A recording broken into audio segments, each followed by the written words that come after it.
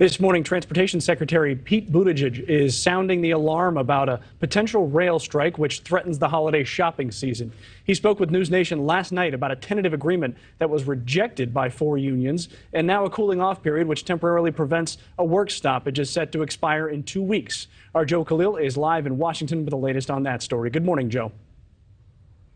Hey, good morning, Mitch. So it is a very real possibility that our rail workers nationwide could go on strike.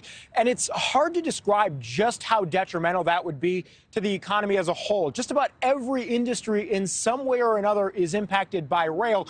And certainly it would be worse than the height of the pandemic when we had all these supply chain issues keeping things off of store shelves. So just to give you an idea of what's at stake here, we will go industry by industry and just touch on a few. And let's start with the food industry here, because we're talking about a lot of the basics, things like barley, flour, corn, down to animal foods and even frozen foods that could be off of store shelves. Let's go building materials now. Things like cement, lumber, drywall, steel, transport of all of these things could be stopped.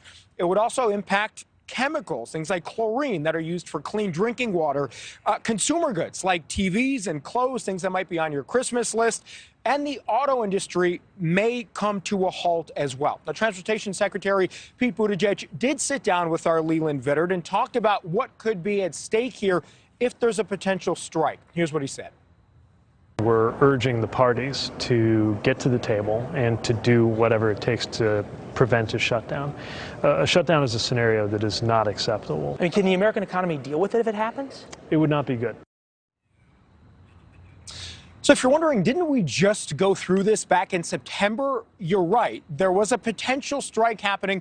Rail workers and the companies sat down with the White House. The White House helped broker a deal.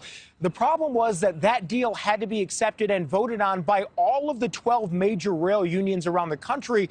And just a couple days ago, 4 of those unions ended up rejecting that deal. Now, that would have given workers 24% raises and $5,000 bonuses, but some unions are now holding out for more paid sick time as well.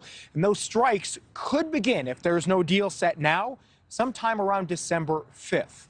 Mitch. Okay, Joe, thanks for that. We'll see you a little bit later in the show. Thank you for watching. Go to newsnationnow.com to find NewsNation on your television provider. And don't forget to click the red subscribe button below to get more of NewsNation's fact-driven, unbiased coverage.